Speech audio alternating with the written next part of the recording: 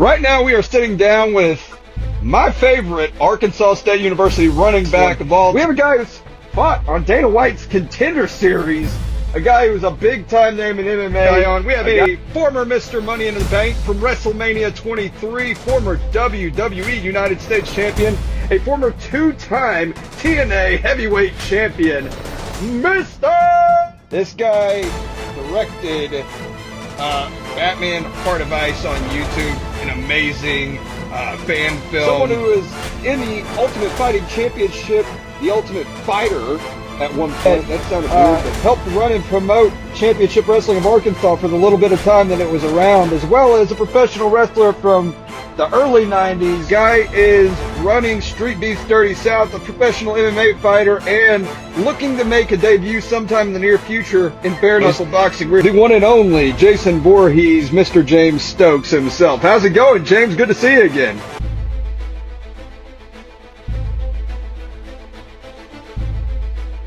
Welcome back to another great episode of the Adam Talks podcast right here on whatever platform you're watching or listening to it on.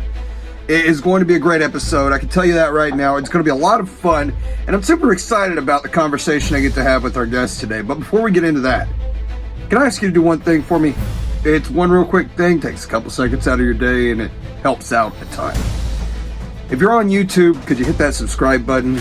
And if you're on one of the other streaming platforms, Spotify, Apple Podcasts, or iHeartRadio, could you hit that follow button?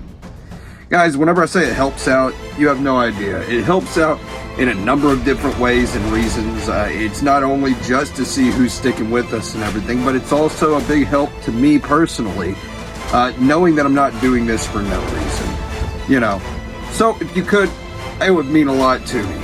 But today's guest is going to be a lot of fun. It's the only guest we have this week, but it's still a good guest. We have the current IWF heavyweight champion on the show. We have Bad News Buster James. We're going to talk to him about his history in wrestling. We're going to talk to him about his thoughts on wrestling and all kinds of things.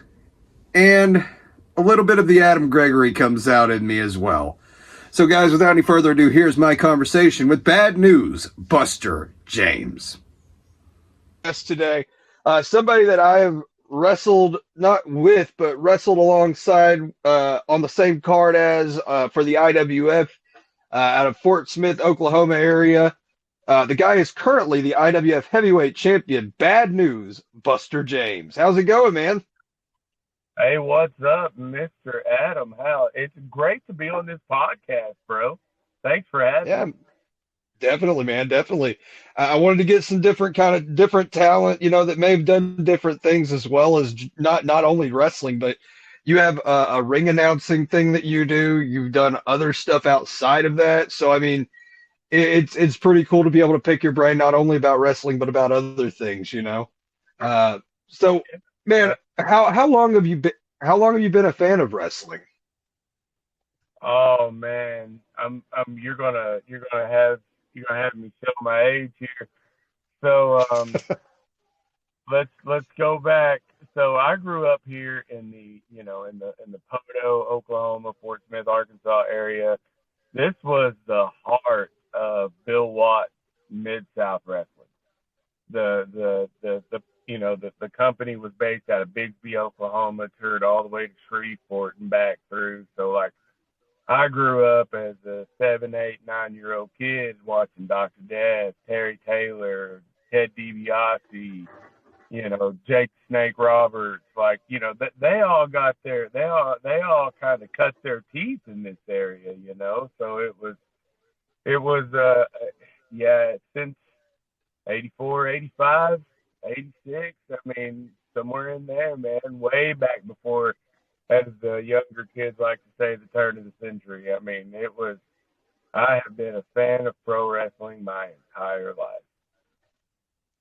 Man, it's kind of a similar journey for me. I'm only 34 right now, but I started watching wrestling when I was 7 with my dad and my uncle.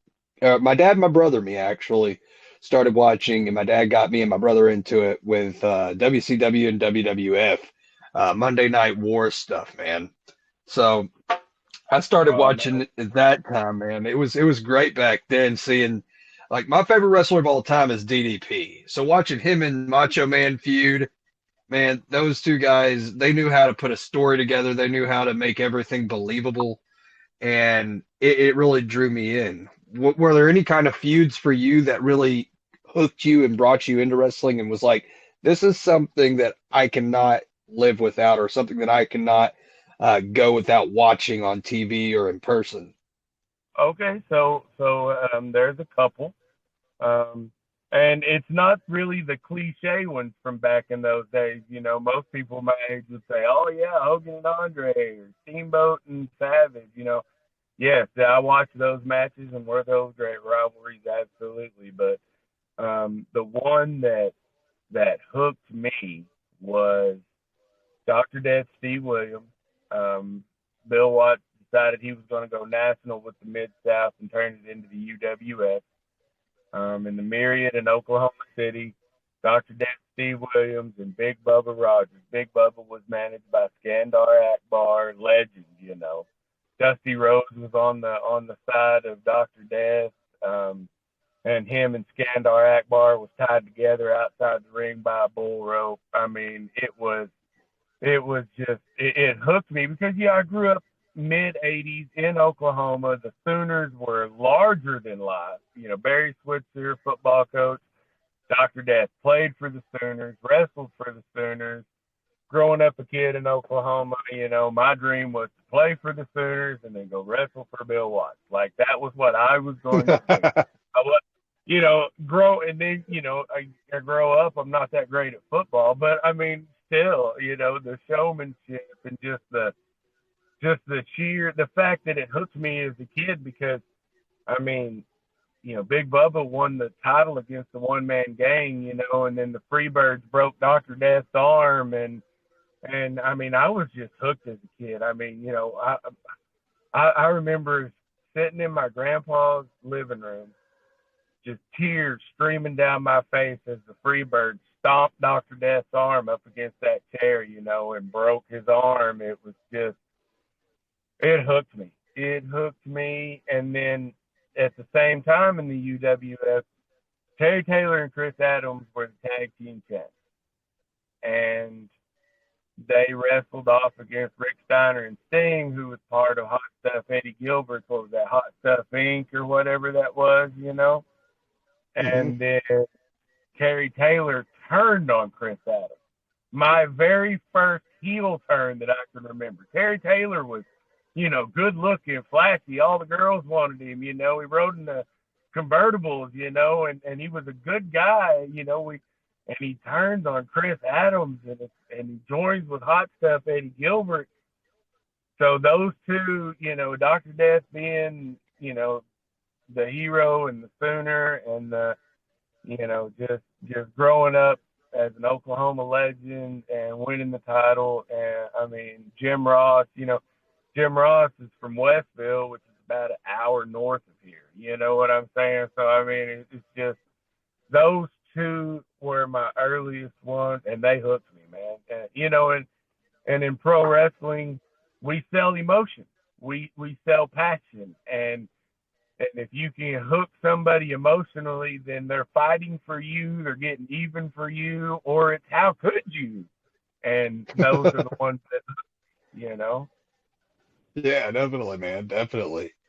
I think that seeing the emotion and the passion in the art that is professional wrestling is what keeps people watching, or keeps the suspense of disbelief there, you know, like, no way, there's no way, like, you can if it's a good enough story, you can forgive somebody for not, you know, going in and killing somebody right away, especially if they're holding a grudge. A very good example of that is WrestleMania 40, whenever Roman had the chance in the big main event. Roman had the chance to hit Cody Rhodes with a chair or Seth Rollins with a chair, and instead of doing what you should have done, what anyone would have done to keep their title, is hitting Cody.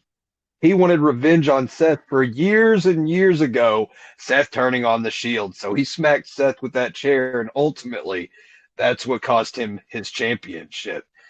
You can forgive him for that because of the story, because of the way it captivates us, because of the way that it brings you in and makes you feel something, you know. And I think that's one of the wonderful things about professional wrestling.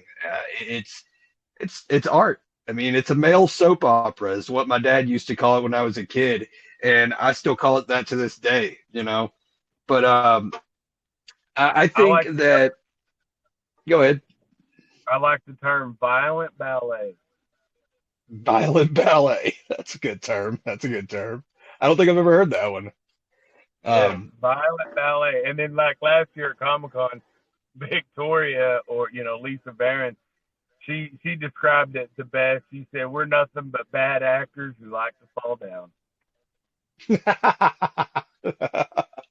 That's true, man. That's true, And Mr. Anderson, when I was talking to him, he said, it really is like B movie acting, you know, B movie Yeah, acting. We're not good actors, but we have to be at least somewhat good actors to bring people in. yeah, But it was great. It was great learning all the things I did from him, man. But apart from that, even I think as far as professional wrestling, the thing that tied me in was the stories.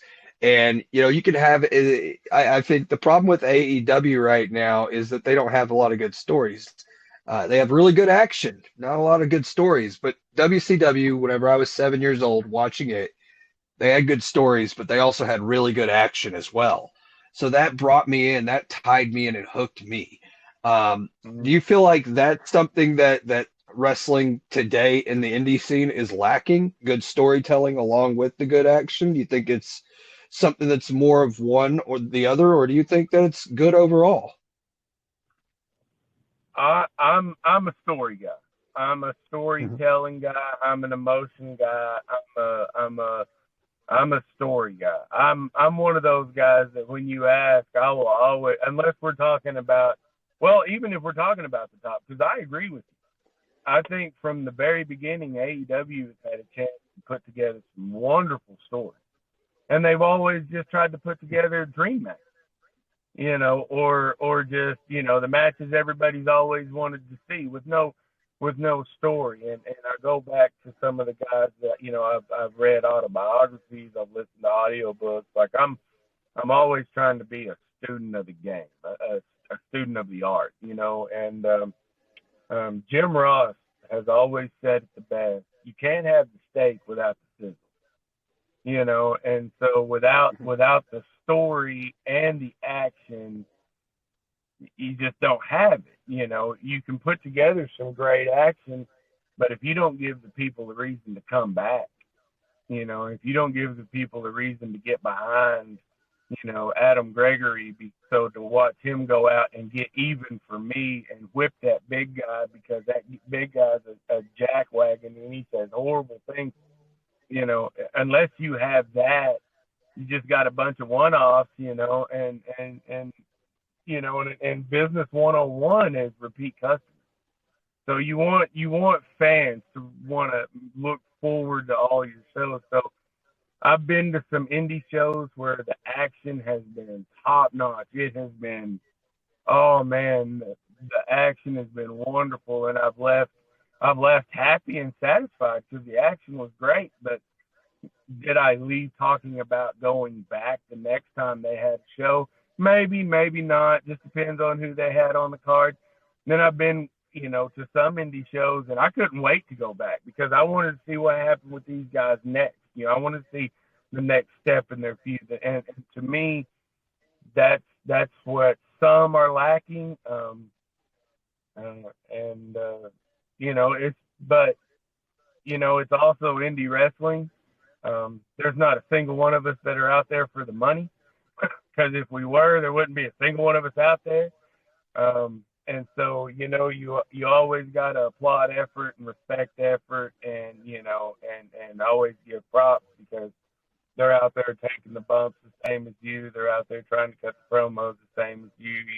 So you always got to give your respect. But I do think there's some lacking in storyline in a lot of the indie scenes around.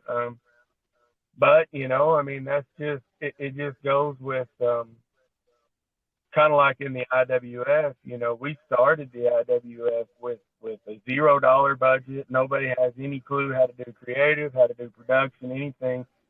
We just started trying this, trying that, trying this, trying that. And then there's a couple of guys that like to do creative. And then I've gotten to really where I'm liking like production things, match production, putting matches together, because I want to sell the emotion. I want the match to go to where the people are going, ooh, ah, yes, no, boo, yay. I want all that, because if they're booing, you're doing something right. If they're cheering, you're doing something right. And if they're not making any noise, you need to get your butt to work.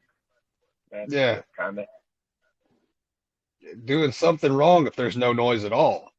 Yeah, and that's the thing. You want to evoke emotion from the people, and I think a big part of that is just having apart from knowing what your story is. You can know what your story is all day as far as in a storyline. If Adam Gregory and Buster James happen to be going against each other or something like that, we could know the line that we're wanting to go on for this story.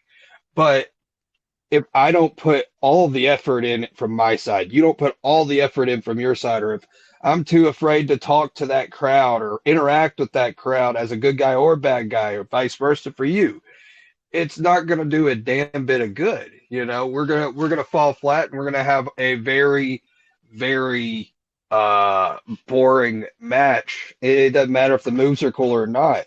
People ain't tied in. They ain't gonna react. They ain't gonna want to see us go against each other. They ain't going to want to see Adam Gregory go for a kill shot super kick. They ain't going to want to see Buster James hit a power bomb on Adam Gregory. They ain't going to want to see any of that stuff. You know what I mean? They won't want to see it because they're not invested. That's why I think finding your character is a very important part of pro wrestling. And a lot of people, I think, say, "Oh, I'm this guy. This is who I am," and then they go out there and they wrestle the same kind of match as everybody else. They don't put any uniqueness into their performance or anything. And I think that's where some people fall flat, But you seem to have caught on to what your character was pretty quickly, from what I understand, Was it difficult for you to get into the business and find out who the Buster James character was? Buster James has been alive since 1987. My grandfather's name is Buster. And so Buster James has been around for a while, to tell the truth. Buster James is just me with the dial cranked up again. That's Buster James wasn't hard. Now, am I going to say, have I had my share of characters that I've come up with that I might have tried, or I might have, looked in the mirror and tried to cut a promo like them? And, there was one that I was trying to name Dice Andrews, and this kind of stuff. And it just didn't work. I didn't feel it, I mean, I gotta feel this, I gotta be this, and I just gotta be me, and I don't know. I try to tell a lot of people, pro wrestling really saved my life. Not very many people know this, but in 2019, I weighed 465 pounds. I was very depressed. I was in a lot of pain. I had already had one knee surgery. Like I was very unhealthy. I was in Chicago. My oldest son had just graduated from Navy boot camp. I was in Chicago at the airport. Bought an episode of, I think it was Pro Wrestling Illustrated. I'm not sure, but AJ Styles was on the cover, and he talked about how he does intermittent fasting. And I said, you know what? I've tried all these other fad diets. I'll try intermittent fasting. So I did, and 20 pounds dropped like that. So then I started believing it. Got with a trainer down at the local gym, and my exercise program started with 5 minutes of walking a day. That's how heavy I was. That's how bad my knees were. fast forward, I'd lost about 70 pounds. My youngest son and I was driving down the road. We saw the IWF guys, and he said, "You know what? I wish we could do that." And I said, "Me too." And all of a sudden, I stomped the brakes of the car, about threw him through the windshield. He said, "What's going on?" But I said, "You know what, son? I'm tired of wishing. It's time we stop wishing. It's time we start doing." And I went in, to just be a ring announcer. Just walk in, hey, I'm going to be a ring announcer. I'm a good ring announcer. And, if you guys don't have one, I'd love to be one.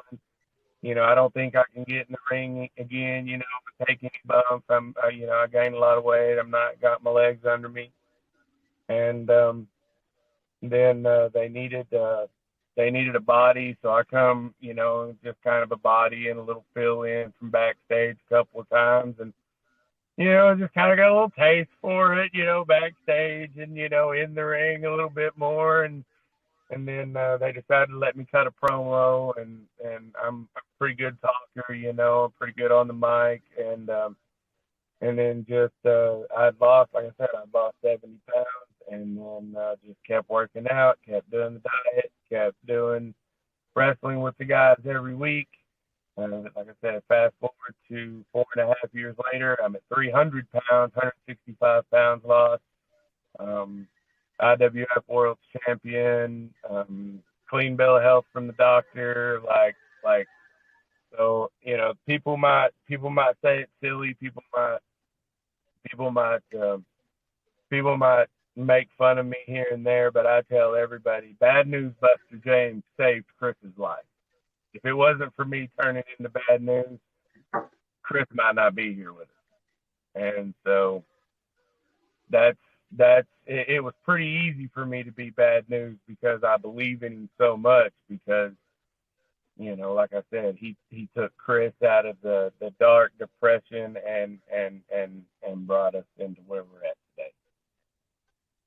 Right on, man. Right on. Do you remember your first experience? Is that your first experience in pro wrestling, or did you have training previous? So back in the Attitude Era, Monday Night Wars, there was a little wrestling dinky place over in Fort Smith, Global Pro Wrestling. It didn't last very long, I think the guy's last name was Guevara that trained us, I was over there for a couple of months, took a few bumps, learned how to talk, kind of learned how to go off the ropes, just learned some basics before it folded, and then I just went back to work, but that was really about it. And then when I was up, I've always tried to go to indie shows when I could and just try to talk to people. And then I just never thought I would be just in the ring where I'm at. I always just thought I'd just be a ring announcer. And I never imagined, fast forward that, I became from just trying to be a ring announcer for some local indie show that I could find to where I'm at now. So my first, the IWF is my first just absolute full-blown 100% experience, and I got to wrestle at that GCW show, and I'm trying to put myself out there as much as I can, but you know as well as I do, working a full-time 40-hour-a-week job with some other side hustles is kind of tough every now and then, but I do what I can. But, this is my first full-blown thing, and then, like I said, just trying to get the territory going and stuff like that. And I'm learning as I go. We're all learning as we go, and it's a slow learning process, but when we look back, even though it might not seem like it to some, people that aren't in the business like we are, we're still steps ahead of where we were at this time last year. And as long as you're steps forward, then that's all that really matters. Definitely. The motivation is to keep moving forward, to make, to better yourself and to better the company you're with.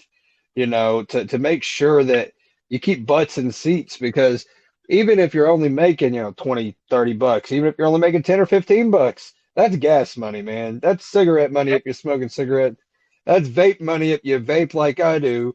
That's I mean, you know what I mean? That's money that you could use for whatever you need to use it for. I mean, even twisted teas, you know what I'm saying? So That's right. uh it's money to be able to do this and that, but also it's what's going to get your name out there, you know? It's what's going to bring more eyes to you if you're wanting to pursue this at a more full-time basis, you know? For me, I think my experience with SCW and IWF has been, for the most part, you know, positive. You know, I've had very little negative experiences with either promotion, but I think the thing for me right now is uh, if people have watched this before, no matter what happens at my next match, whether it's at the Comic Con event, which I'm thinking it probably will be, because that's what it's been rumored to be for my IWF Intercontinental Championship, because I am the reigning defending champion. Uh, if I face somebody at Comic Con and I lose the next time, whenever I lose my championship, I'm going to step away for a little bit, take a little break, because my last match against Jeremy Lewis out at Hope Park, I took a body slam from him. Perfect. I was flat, landed flat. Everything was perfect. You know, I breathed out. I didn't hold my breath, nothing like that. But I had a pain in my back, super bad. Like I couldn't hardly move. My back goes shoot, like that, and I couldn't hardly move. And then uh, later afterwards, after the match had ended, I went back behind the curtain and I just started having a coughing fit. Couldn't breathe at all, hardly. And Glenn was worried about me. My fiance was worried about me, and it really made me think about it. And like, you know, I need to prioritize my health over what I want to do right now. No matter how bad I want to continue to wrestle, I need to prioritize my health. So I'm going to take a little break away, and it's definitely not going to be forever, but it's going to be a for now thing. If I happen to lose or if I hold on to it, man, I'll stay in the game longer, you know. But Yeah. if someone is big enough to take the title away from me, I'm going to step away for a little while because I need to prioritize my health for my kids, for my fiance, and for myself, you know, because I don't want to be coughing and dying and stuff whenever I'm trying to run around with my kids or anything. I need to take care of myself. But I've had all positive experiences, and I can look at where I've came from being a backyard wrestler in Spa City Championship Wrestling, landing on a quarter inch of padding and a quarter inch of plywood on a hard dirt ground, moving up to uh, actual wrestling ring, wrestling in a low boy ring, and I can say that I feel like my career that I've had so far, even though it's only 6 matches in, has been very, very successful and very uh what is the word? Oh my God. It's been very educational. That's the word. Yeah. Ha ha, I figured it out.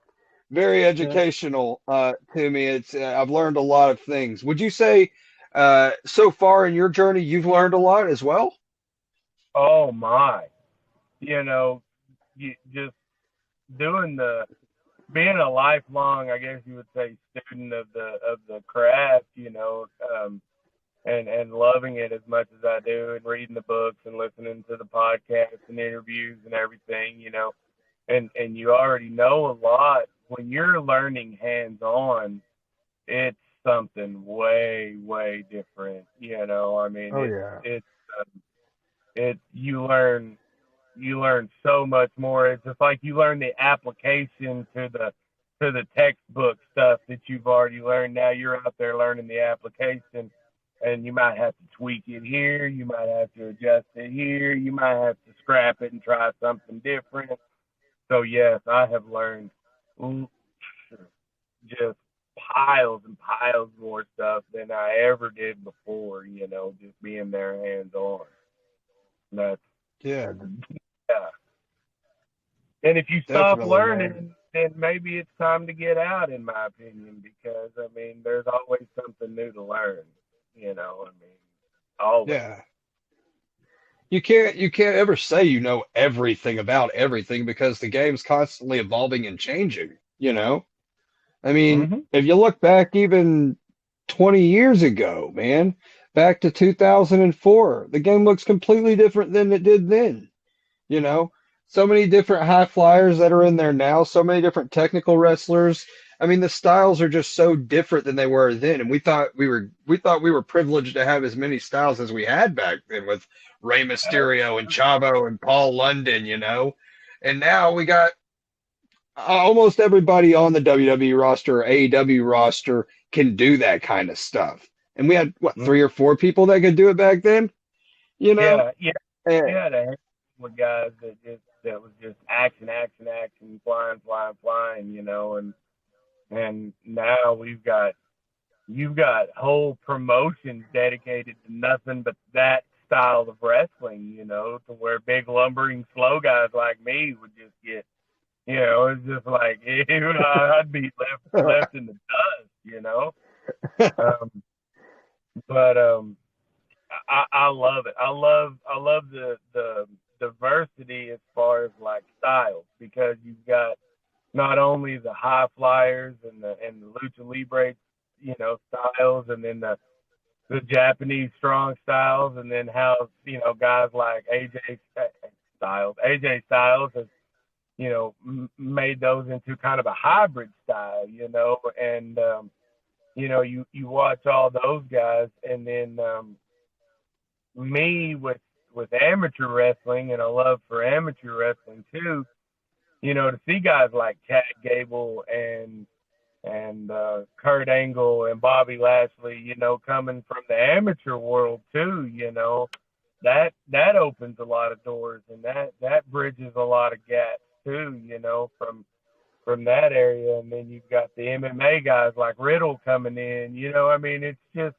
I love, you've got all these different styles that are working, and the crowd's getting behind them. And honestly, that's who's going to tell you what's working and what's not. That's who you got to listen to. And I love it. And I know that in 20 years, there'll be people doing something similar to this and talking about, man, just think 20 years ago, we thought it was great, and just look at what we have now, yeah. And I know, because there's always going to be students of the craft, and there's always going to be people that love it and carry it on. And that's just what I love to see. I've got a kid that's 14, and he absolutely loves it. He wants to try to actually make it, and he's young enough to actually try, get a start, and he's young enough to start it young. So hopefully he can, and so, but yeah, it's growing up from what I grew up with. I grew up with just the big stacks of meat out there. Bill Watts, Dr. Death, Dusty Rhodes. I mean, JYD. JYD. I grew up with those, big old boys going in there, and and the little guys were just kind of getting swatted down, and then next thing you know, here comes little guys, getting the crowds behind them and getting the big storylines and getting the main event pictures, and I mean, it's just it's just great to see. It is. Definitely. Definitely, man. Switching back to your story, do you remember the first story that you were in and how it started and how you got through that or whatever? Yeah, IWF had a character at that point in time named Aaron Steele, probably one of the best talkers on the mic, one of the top guys they had. And I walked out, asked if I could have the microphone, and they said yeah. And I didn't want to waste time. I was going to go on the microphone. I want to go on the microphone with the best in the company. So I called him out, and he came on out, and he got on the mic, and we went back and forth, and that just started, and we built the chemistry, and we just had that good story, and it went on. And that was actually my run with your Intercontinental title. I had to run with that for a little bit at first. So, that was really my first big story. Other than that, I had a couple of one-offs. I was a partner in a tag team. I was a squash for a couple of guys. I had a couple of those, but my first actual talking back and forth story was with Aaron Steele, and it went pretty good. Like it just the sheer showmanship and excuse me, to have somebody that has some pretty good talent and can go back and forth with you on the mic and stuff like that, and just kind of, not only get the crowd wanting to see you beat them up, but actually get you wanting to beat them up, a little bit. So, I mean, Yeah. it's good, and that was my first story. And I have to say, if it wasn't for, because Aaron was experienced, and Aaron Steele had been there a while, and if it wasn't for some of the things he kind of did and kind of advised me, behind the scenes before, we went out and stuff like that, like he kind of really just kind of helped me along and just kind of give me that little nudge I needed. And then I just kind of took off from there.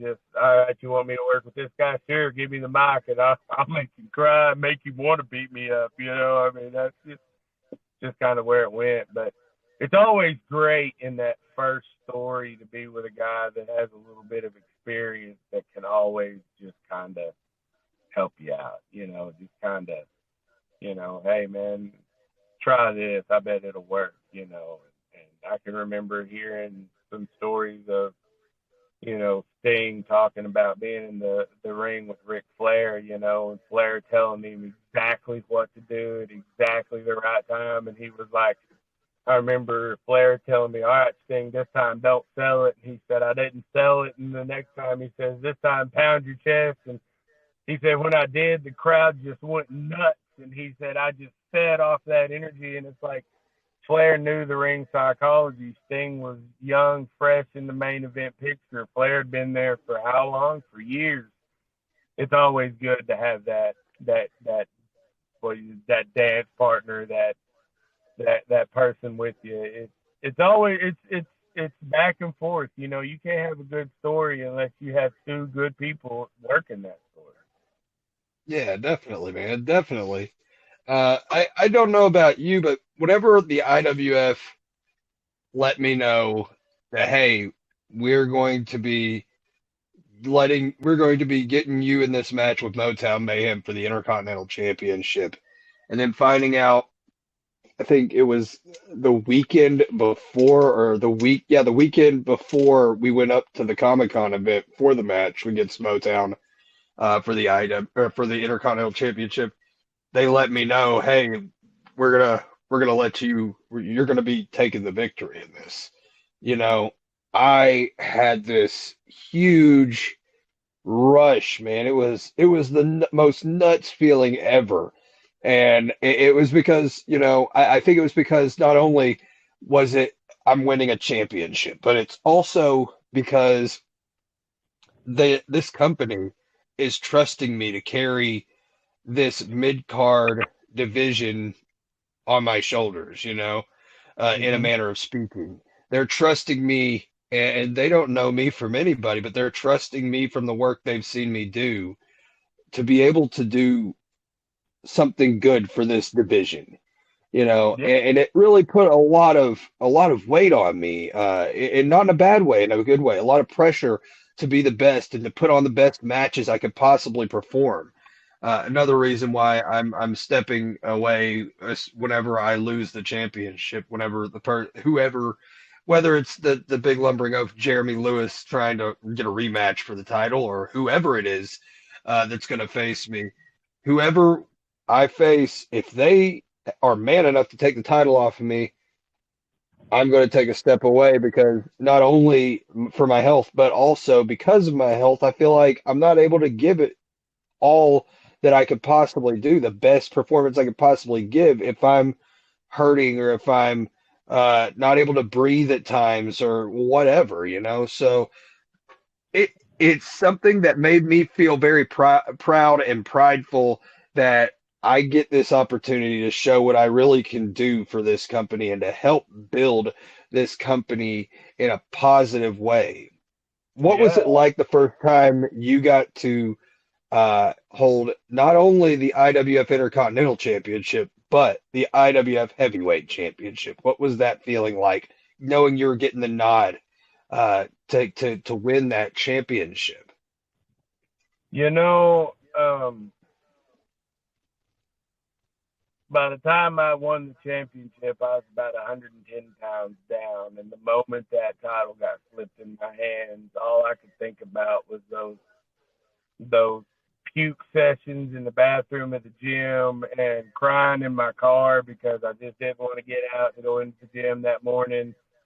And just everything that I put my mind to, like I got the rush of emotion that it was all finally worth it. And then at the same time, my kid was about 12, and he saw me put in work. He saw me work my tail off and make it to the top and be trusted with that responsibility. And so I didn't want to let him down, and I just got like you said, a flood of emotion, and I want to do the best that I could. And and it wasn't just a few months after that I won the belt that, we went to WrestleMania in Dallas. And so then I had the IWF Championship belt at WrestleMania in Dallas in AT&T Stadium, and so I just kind of feel like, I'm giving this belt some travel. I'm giving this belt some miles on it, and I even had people would ask me at WrestleMania, what's the IWF World Championship? And I'll wrestle for a local territory on the Arkansas-Oklahoma border. Oh, but we'd stand there and talk wrestling for 30 minutes. Just lifelong fans, and they like their indie wrestling too. And it just, to me, I was given a responsibility not only to be the top of the company and to be the face of the company, but to build the company and to spread awareness of the company and just kind of build the brand itself. And so I've taken, the local businesses that I frequent quite often, they're all the time keeping up with what I'm doing. And, they'll say, hey, we saw that you cashed in. Where's the belt? Oh, I've got it right here in the car, and so then we take a picture with the belt, and then we get to post it on all the socials. And to me, that's the responsibility of a champion, especially the world champion of a company is, you're the face of that company. And so you just need to let people know that company's around. And yeah, it was a huge weight, but one that I felt like I'd worked hard to get put on me, and one that I felt like that I was capable enough for that responsibility. And then the motivation to be an example to not only my own children, but they're both pretty much grown now, but still, I'm still their old man, I'm still there. I'm still trying to do my best, and just, and then, family, and just I want to be the best. And that emotion to know that they're trusting you to be the best, and they're trusting you to represent that, and they're trusting you to build their brand is a huge honor, because it does say, hey, we're trusting you to do this, and so go out and do it. And and then I guess ultimately, all that other stuff aside, you don't want to let those guys in the locker room down, especially. You don't want to let those guys down one bit. You don't want to let anybody in that locker room down, because the more successful you can make that company, the more fun we're all going to have, the more shows we're all going to have. We're locked in on Comic-Con for year number 2, July 27th, 28th, Fort Smith, K. Rogers Park. Tickets are on sale. We're the better I can do as a world champ, the better I can do by those guys. And those guys are ultimately the ones I'm representing and the ones I'm wanting to do the best for, as far as the company goes. Hopefully this year we can get into the main hall. That would be really cool. We are. I've already been through it. Wow. I've already seen the floor plans and stuff.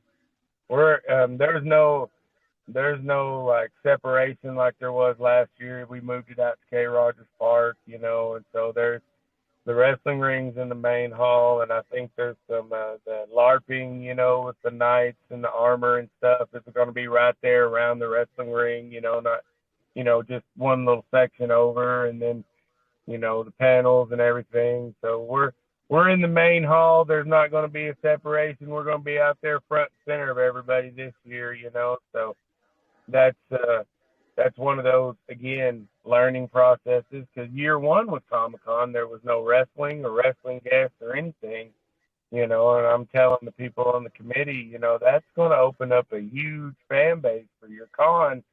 Wrestling fans are some rabid, hyper, loyal fans, and if you've got a good wrestling guest and there's some wrestling action, your con's going to go over pretty good. And so then we did that last year, and it went over well, and so we're back this year, and I'm just really looking forward to it. That's going to be a good 2 days in July. I'm very excited about it as well. I'm hoping that, and this is just honesty. I'm hoping that buffoon, that lumbering oaf, that 6 foot tall, 6'2", 265-pound walking pile of trash, Jeremy Lewis shows up. And I hope he does use his rematch clause on me. I hope he does, because that guy is going to get what he got last time, a swift kick to the head and down for the 3, and I will be your Intercontinental Champion still. I would love to mix it up with him again, because, I mean, this is completely respectful to him. He's the best guy I've ever faced in a ring. And I've faced a lot of really good people. I've faced Diesel Dog. I've faced a guy named Mitch Black in the ring. I've faced off with both Jordan Faithful and Sean Prime in a handicap match. I've faced off with Motown Mayhem. And Jeremy Lewis is by far, I think, the best talent out of that group of people that I've faced. I wouldn't want to face anybody else, because I know he would test me, bring me my absolute limit, just like I know I would do to him. And ultimately, we know who's going to win that match. We know who's going to do it, because the bad guys always win. Absolutely. And I'm a bad guy. I feel that, whatever it is. I don't call myself simply the best for no reason.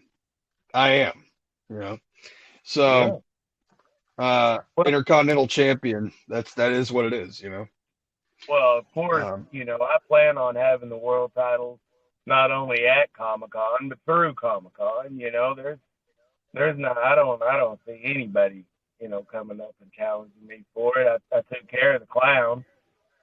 I was not going to let Jordan Faithful represent a company I was a part of. There's just no way. I'm not going to let some bouncing little dancing masked clown, and his brother Johnny was with him. I turned, they say I turned him, but all I did was show him a life of clubs and limousines and women and championships, and he wanted to join up with us, and I got rid of the clown, so I don't think we'll have to worry about him at Comic-Con. Somebody said the Bone Breaker was looking for me, but that's like shooting a BB gun at a freight train. I don't know what he thinks he wants to do. The guy is, look, Bone Breaker. Are you kidding me? A Steve Austin cosplay? The guy ain't got no business being in a ring with you, Buster. I mean, what is he thinking trying to step in there? And then Jordan faithfully losing, Jordan faithfully clowning around, Jordan faithfully being an idiot nonstop while he's in the ring. What the hell is he thinking? I mean, did he really think that he was going to hold on to that championship? Did he really think that was it? Oh, I won the championship. I am so good. Look at me. Are you kidding me? You got the Comic-Con cup holder. Previously now, obviously, you're the best champion apart from myself in the company, so that it doesn't make any sense why someone that inept can come in there and somehow get a win for the heavyweight championship. Don't know how the hell he did that for one. For another thing, for another thing, he's messing with a giant, somebody who's been a multiple time world champion, somebody that, for all intents and purposes, has had his number every single time they've been around each other. I mean, I don't get it. I don't get it. Well, when I got there that night, I heard Sean Prime was wanting to have a match, and so I thought, well, if he's not going to give me a match, whoever he picks, I'll just pull the heist and cash in, make it a triple threat, and walk out. And then when I was sitting there and he gave the match to the Clown, I'm like, no, I'll sit back on this one. I'll see how this one's going. And like you said, we got the heck yeah, brother. I'm going to do this. I'm pandering to the crowd. I love Swedish Fish. Heck yeah, And you got that dancing around, and somehow, some way, he hits that elbow drop and pins him, and then he's celebrating, and and I look back and I see Johnny looking around the corner at me, and I give him the wink, and he knew what I was about to do, so he told the ref, and I told the sound guy right then, I'm like, hey man, hit some Ric Flair drip. Let's take this party to another level. And there wasn't nothing he could do. And it's what I told him in my promo. When he wins the world title, he's yelling, heck yeah, brother, and he's trying to get everybody to chant and cheer. And then when a real champion steps in the ring, when somebody that's been there, somebody that knows what it takes to be in the main event picture, when a real champion steps in the ring with him and challenges him, he freezes. He doesn't know what to do. And it doesn't take long, and it's 1, 2, 3. And then here, just about a week ago, he cashed in a rematch clause. And it was a bad result, a very painful result for him. And of course, the fool tries to come off the top rope on me. I catch him, turn it into a stampede. 1, 2, 3, I'm still the champ. And I mean, then he tries to do some little funny eclipse coverage and tries to say it's not the moon, it's my big ego blocking out the sun. Well, yeah, it is, because it is. It is my ego blocking out the sun, because I've whipped your ass now every time we step through the rope. So I don't know, like I said, I'm glad to be rid of the Clown. Him and his brother's got some unfinished business. His brother his brother didn't like being buried. His brother didn't like being a sidekick, and he let him know real quick that, he don't go and compete in weightlifting competitions for nothing. He's very capable of taking care of himself by himself. And so, yeah, I got rid of the Clown. And then, like I said, once that was over with, I figured I might take some time off. But like you said, Mr. Superfan Cosplay, like I heard, has been running his mouth here lately. And, I might have to close that up real quick. But hopefully I can do that and take some time off. Not long, but, just kind of relax and do some training and get ready for Comic-Con, because that's going to be a nice big crowd, and they need to see a perfectly healthy, rested world champion. Definitely, man. I'm more of a lone wolf kind of guy. No offense to the Lights Camera faction, anything like that, man. I mean, y'all are doing wonderful stuff. I'm just not a person that wants to be a part of a group or anything like that. I know there was talks way back in the formation of the group, and I remember somebody reaching out to me, I don't remember who it was, about being part of it. But I'm just alone. I'm a lone wolf, as it were. I'm a guy that does better on his own, a one-man army. But you guys keep doing what you're doing. Didn't his brother become the Bouncer? Yeah, the Bouncer Johnny F. He dropped that faithful moniker, and if anybody wants to come try to mess with the Live Camera faction, you got to get through the Bouncer, man. I mean, you just got to. And hey, as always, we understand about the whole lone wolf thing, and honestly, if it wasn't for the three of us just being friends and coming together, each and every one of us would be alone. And But the invitation is always open, and you know that the LCF has your back at any point in time. That if you ever need it, you can just you just pick up the phone, and if not one of us, all three of us will be right there behind you, man. Because like you said, bad guys always win, man. Bad guys Number always one. win. We're number one, man. And I wouldn't say it's ego. I would say it's honesty. Honestly. It wasn't your ego that was blocking the sun out. You were just being honest. You were just stating facts. There's a big difference in someone having an ego and somebody who's being very honest. Because if I had an ego, Adam Gregory doesn't have an ego. Adam Gregory knows who the hell he is. Adam Gregory knows exactly what he can and will do to whoever he faces off with. If I had an ego, though, I'd be talking all kinds of mad shit all the time. Bigger than life stuff. I don't care how many guys you bring at me. I'll beat them all. I ain't going to be able to do that. Are you kidding me? No, I can't beat them all. But I'm smart enough to get the win. Especially if there's multiple people. I ain't got to be in there. They can beat themselves up, and then I'll come in there, and I'll take that win. Once there's somebody down, once 2 or 3 people are down, I'll come in there, get a kill shot, super kick on somebody. 1, 2, 3, it's done. I ain't got to be in the middle of this big mess. You know what I'm saying? I'm smart, and that's what it all comes down to.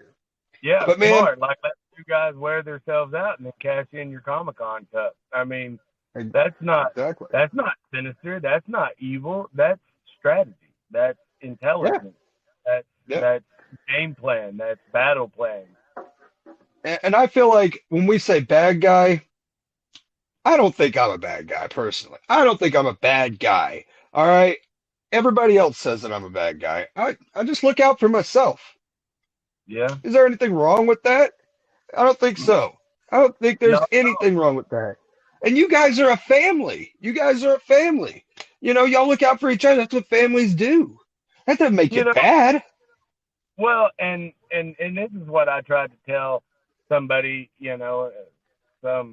I don't even remember the guy's name that ran his mouth, and he said he didn't like us because we're all the time talking about limousines and Vegas and casinos and clubs, and it's like, that doesn't make us bad. Just because we don't drive up and down the road in some grungy pickup truck and carry a toolbox, that don't make us bad.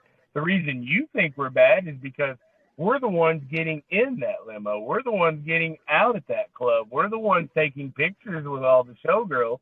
And that doesn't make us bad. That makes us the best. That makes you successful. Yeah.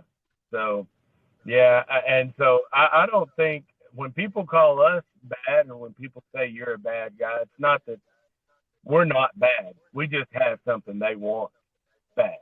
And that's it. Yeah. We're just being we're more productive and more successful than they are. They can only hope to do the things that we're doing. You know what I mean? And there's no way that they can. An average guy off the street wants to come in and say, I'm going to be the IWF Intercontinental Champion. Yeah, you got to put some work in, my friend. You got to work hard to get this stuff. I worked very hard. I did not do anything wrong. As a matter of fact, I did everything right when I beat Motown Mayhem to win the championship last year at Comic-Con. People said I cheated. People said that Gavin Moon came out and there was a distraction and that's why I won. No, fact is, I kicked him in his head. He went down. I pinned him. That was it. That was all there was to it. Gavin Moon got in the ring afterwards and tried shaking my hand, and I don't need anybody else. I got me. I'm all I need. And it was no disrespect to anybody. It's just it's just the way it was. But I can't stand it when people say that sort of stuff, But man, we were running short on time, man. Is there anything you wanted to promote or talk about coming up in your near future or anything? And we hadn't even touched on a whole bunch of other stuff we could have talked about, like your announcing, like your radio broadcasting, like anything like that you've done, man. We haven't talked about any of that. We'll have to get you back on here later on in the season. You know what I'm saying? Get you on later on and talk to you. there needs to be a bad news part 2, and man, we didn't cover hardly nothing that week. Right. I mean, it's two indie guys that got to talking about wrestling, and that's going to dominate the conversation with two guys like us, man. Always. It's a lot of fun, though. Yeah, like you said, I am I'm the announcer for the Carl Albert State College here in Poto, Oklahoma. Their actual wrestling team. They had 2 women's national champions. They had, All Americans. They have a successful team. I'm their announcer. Shout out to them. Go Vikings. Of course, Fort Smith Comic-Con, July 27th, 28th. Tickets are on sale now. FortSmithCC.com. We're under the management of Fandom Events this year, so it's going to be bigger and better. It's a good thing. They're starting to announce guests and things like that now on the website and stuff. So follow them on all the socials, Instagram, Facebook. Make sure you follow them. The IWF page. Make sure you give my wonderful co-host here a follow on all his socials. And then, of course, all the way out in Las Vegas, I can't forget my homeboy, DJ Max Vegas. He's the DJ at Senior Frogs and the manager at Minx Club. Can't forget him. Got to give him a shout out, And then, my boys, my family, everybody that supported me over the years, got to thank them too. Well, man, usually we end the show with gratefulness, because I'm a super grateful guy for everything that I get and everything that comes along in life and stuff. My 3 things usually don't change a ton. It's my support system, my fiance, my 2 beautiful daughters, my mom, my dad, brother, anybody who supported me in any ventures I've had basically throughout the years, including this podcast. The second thing is you. Well, not just you, but all the guests that come on this show, because, man, without y'all, I would just be talking to myself. And to be really blunt and quite honest, you guys don't really have to come in here. You don't have to come on the show. I'm just some random dude that likes talking to people. So I'm very grateful for each and every person that decides, hey, I'll give this guy a chance. Hey, I'll come on and talk to him for an hour or so. So I'm very grateful for that. And the third thing is the good Lord above, man, because without him, man, I wouldn't be breathing. I wouldn't be here. And I don't really think anybody would be here. I don't think anything would be possible, because with him, everything is possible. And without him, nothing's possible, So those are the 3 things that I'm very grateful for. Chris, Buster, James, what is 3 things that you're grateful for in this very moment right now? Well, first off, you just mentioned it. I wouldn't be anywhere without the man upstairs. I wouldn't be where I'm at today. I wouldn't have been able to draw the strength that I did to get through those hard days in the gym, to get through those days when I wanted to give up, and even get through those days when I was, over 460 pounds and type 2 diabetic and everything like that. Just I'm very grateful for the relationship I have with the man upstairs and the strength that he gives me, and grateful for every day that he lets me go. And then, of course, man, the support system from the people I have in the house, all the way to extended family, to aunts and everybody that's made it to the shows, and it's wonderful. And then honestly, professional wrestling. I'm grateful for pro wrestling. Pro wrestling is just it's a passion, it's a love. It saved my life. It turned my life completely around, and I'm just grateful for the art. I'm grateful for, as we called it, the violent ballet that is pro wrestling. Definitely, man. 3 wonderful things that definitely are worthy of being grateful for. Man, I appreciate the hell out of you coming on, buddy. We'll have to get a part 2 of Buster James on the show somewhere down the line, man. It'll be a lot of fun to have you back on in the future, man. Absolutely. But, yeah, man. Well, thank you for coming on, man, and I hope you have a great rest of your night. You too, Adam. Thanks for having me, bro. See, that was a lot of fun. That was a really good time, and I absolutely loved hanging out with Buster. He's a really good dude. The guy has a good brain for what he likes in wrestling, what he doesn't like in wrestling. He knows exactly how to talk. He knows how to keep people invested. He knows also how to, make people love him or hate him. So, very, very awesome guest. Very happy to have you on, Buster, and I can't wait to get you back on for that part 2 where we can talk not only about your wrestling, but also your announcing career as well. I mean, a bunch of different stuff that you got going on, and I can't wait to have you on again. But guys, that's going to do it for this episode. Next week, we have 2 more awesome guests, and you're not going to want to miss it. It's going to be a lot of fun. But for this episode, we are done. So, as always, never forget to always listen when Adam talks. Guys, have a wonderful rest of your day, evening, or night whenever you're listening to this, and we will see you very, very soon.